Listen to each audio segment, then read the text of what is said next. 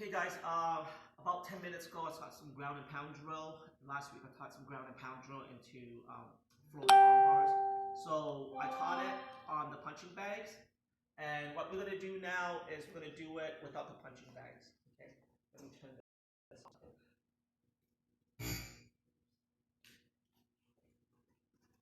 So one of the most important things I think that a lot of people not get good at or not considered learning is bridging. Okay, so it's one of the first things that if you do wrestling, that's probably one of the first two things that people teach you is bridging. Now wrestlers bridge from the neck.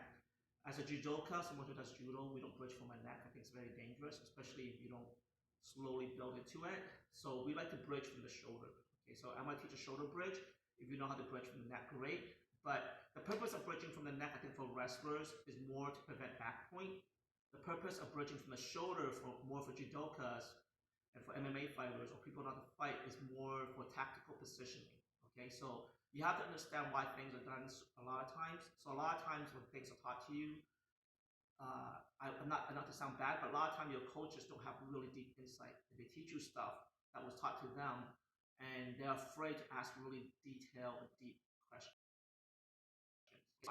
from the shoulder. Okay, so bridging is so important. You don't even have to know grappling or MMA, but this is a skill. Like I find that this is a survival skill. Like to be a survival skill, you need to know how to hunt, fish, start a fire, survive in the wilderness. Bridging is one of those skills that you gotta have. Okay, so we're here and we're gonna bridge. Boom. Boom. And what we want to do is we want to point toward 11 and 1 o'clock. Boom. Boom. Now, why is the bridging important? Because I just taught earlier the ground and pound. So as I touch the window, my body realigns itself and I'm repummeling. As I repummel, I'm basically swinging my body and interacting with his body. And what he needs to do is he needs to repummel and push me away. So as I'm here, I'm going to ground and pound. He buckles. I'm going to go into Kesikatami. As I get into his head or underneath his armpit, what he needs to do is he needs to bridge. Boom, right here. Okay, and then he gets on his knee, and now it's all scramble. So there's a small window for him to interact with you. If that window is gone, it's going to be a lot of work, okay? And he's going to have to do much more sophisticated techniques than during that small window of interaction he does it as you're doing your move, okay? So I'm going to ground and pound. He buckles. I get off into Kesikatami. I get an underhook. As I get an underhook, he might repummel, or as I get an overhook, in this case, the Japanese word Kesikatami, he's going to push me away. Boom. And then I'm going to re-scramble. Okay. So, practice bridging. 1, 2. Now, what happens a lot of time when people bridge, they are not creating 3 points of contact. They are slipping. Okay. Really important. If you're worried about slipping, get someone to stand on your toe, and you're going to bridge. 1, 2. Okay. So, I see it a lot, especially on the amateur level when people fight. They have someone side mounting them and they're getting punched in the face and they're like this. Okay? Because in their mind, they think that the arm is pushing them away. In fact, it is your body weight leaning off to the side. And then what you're doing is you're re-swimming so that the back lean away from you so you can pull this hand out. And then you're going to move your shoulder away. And now you get out. Okay, so a lot of times people think incorrectly about a movement. So we're going to bridge. Now notice my bridge does not collapse. I'm going to bridge, I'm going to maintain that bridge, and I'm going to re-thread. And then I'm here, I'm going to pull in. Okay, so one more time. Bridge. So imagine someone's beating you up. Now obviously I can't show it with somebody punching me in the face, but someone's punching me in the face, you have literally a small window to bind them down, hold them into you, move your hip away a little bit.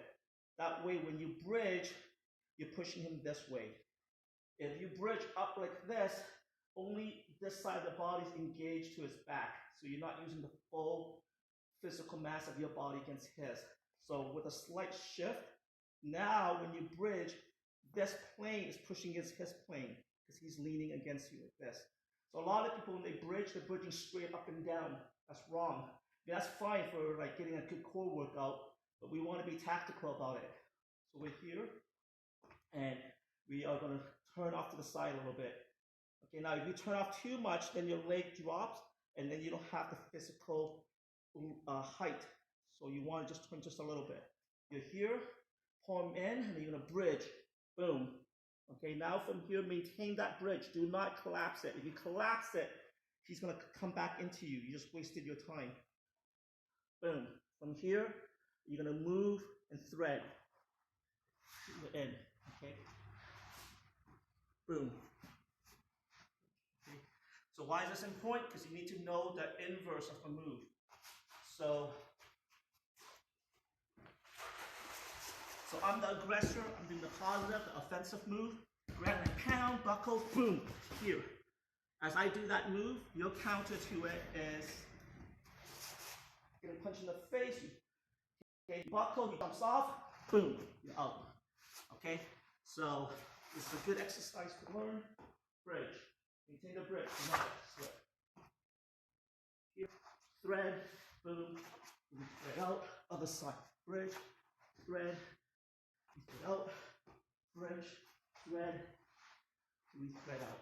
Okay, so this is I think a life-saving skill. This is why it's taught universally in almost every grappling art: sambo, judo, wrestling. Okay, hopefully you guys like what I'm teaching, and come back in about 7 minutes and we're going to add to it.